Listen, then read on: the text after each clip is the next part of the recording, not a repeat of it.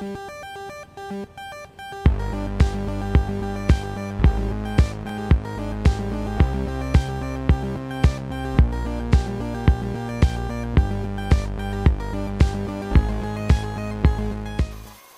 golfeurs, bonjour, bienvenue sur le site de 33 Golf Lab.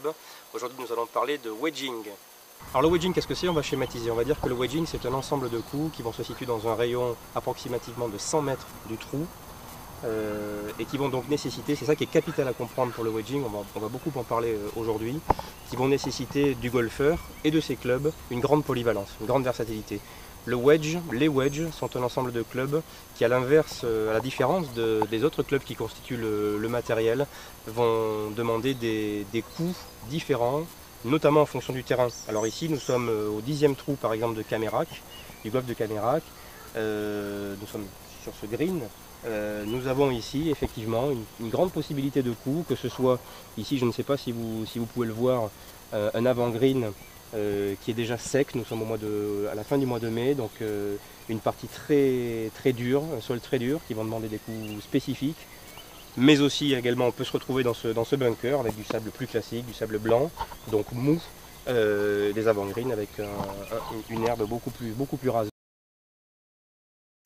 Alors en termes de fitting de wedge, je vais essayer aujourd'hui d'aborder avec vous l'ensemble des paramètres qui me permettront en tant que club fitter de vous proposer bien évidemment un ensemble de wedge cohérent, que ce soit par rapport à votre swing, par rapport à votre style de jeu. On verra qu'il y a deux grands styles de jeu quand il s'agit de wedge, mais aussi par rapport à vos objectifs.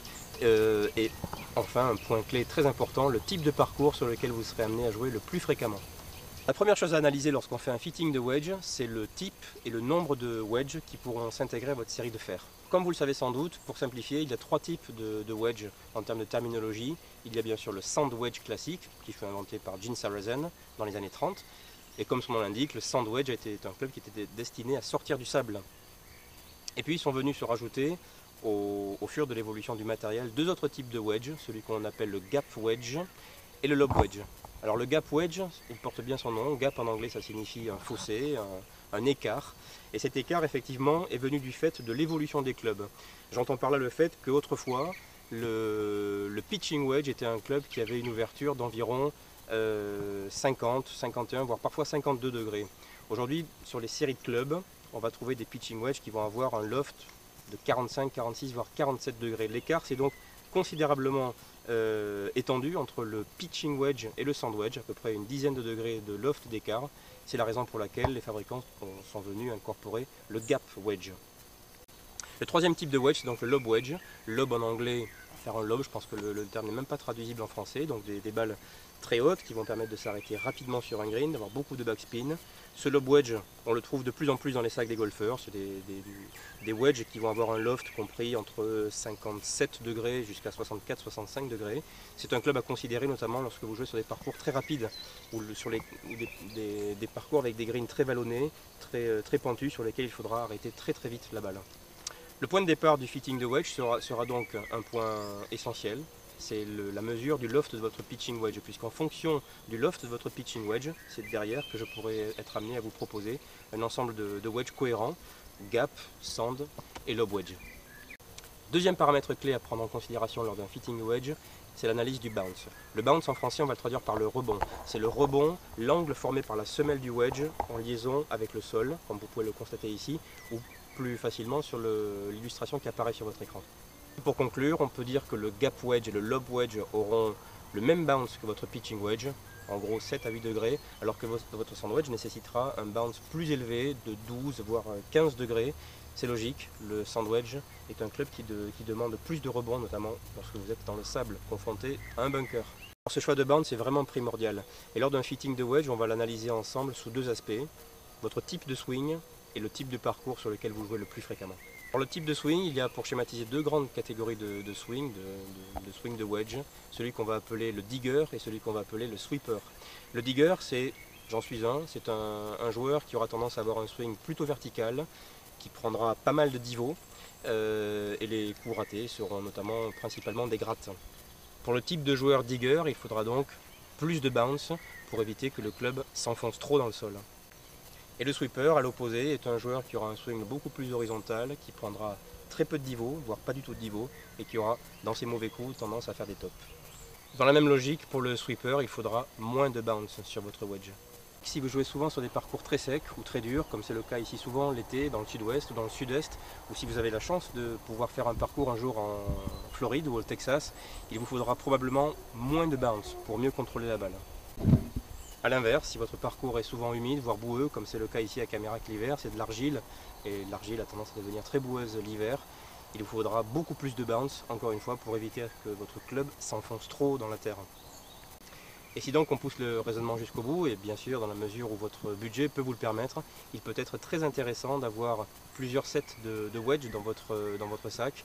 Un qui vous sera réservé plutôt l'hiver sur des terrains humides, boueux, et un autre set de wedge qui vous sera beaucoup plus utile sur des parcours secs ou l'été. C'est ce que font en tout cas la majeure partie des professionnels du tour qui ont régulièrement plusieurs wedges à disposition et qu'ils changeront à l'occasion de tel ou tel parcours.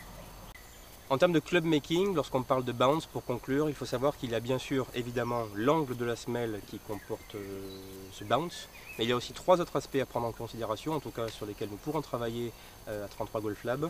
C'est la semelle du club, qui peut être plus ou moins large. Plus de largeur de semelle égale plus de bounce, premier paramètre.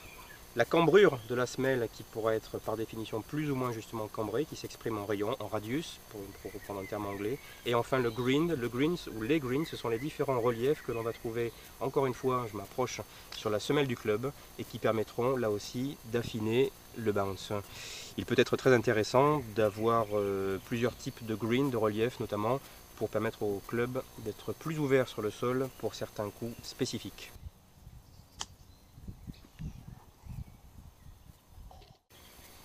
Autre paramètre intéressant à aborder lors d'un fitting de wedge, en tout cas lorsqu'il s'agit de wedging, c'est les grooves ou les rainures que l'on trouve bien sûr sur tous les wedges. Ces rainures sont définies légalement par l'USGA et vous le savez peut-être, il y a 2 ans, l'USGA a revu les paramètres qui définissent le volume, puisqu'il s'agit bien de volume de grooves dont on parle. Une des meilleures analogies qu'on peut faire pour parler de ces grooves, c'est de les comparer à des pneus de voiture. Vous savez que sur les pneus, il y a bien évidemment ce qu'on appelle des bandes de roulement, des rainures qui permettent à l'eau de s'évacuer. Plus ces rainures sont profondes et plus le pneu accrochera la route. C'est exactement la même chose lorsqu'on parle d'un wedge. Plus les rainures seront profondes et marquées, plus vous pourrez marquer du backspin à votre balle.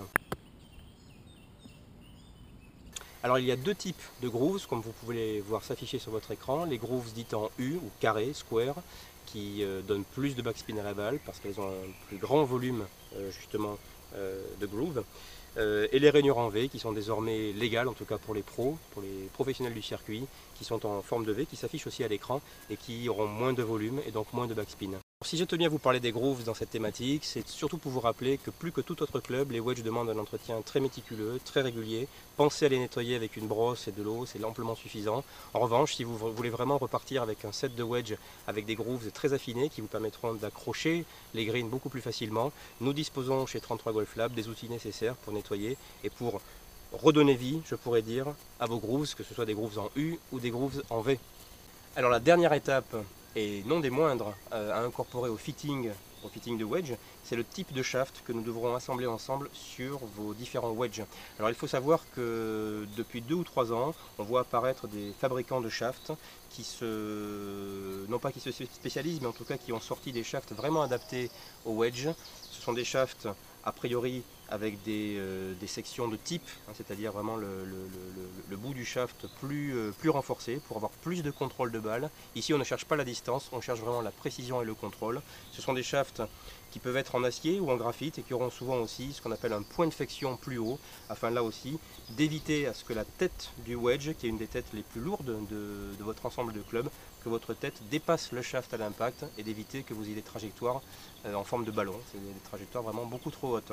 Donc le shaft, élément important, nous sommes là aussi pour vous aider lors vraiment de l'assemblage final de vos clubs à choisir le meilleur shaft pour votre jeu et votre swing. Bien, j'espère que cette vidéo vous aura montré à quel point le fitting de wedge est un aspect très technique et très important, à ne surtout pas négliger. Si vous avez envie de nous contacter, n'hésitez pas, nous sommes là pour ça. Un fitting de wedge peut prendre d'une demi-journée à une journée entière s'il le faut. En attendant, je vous donne rendez-vous pour de prochaines vidéos thématiques et surtout, je vous souhaite bon golf à tous.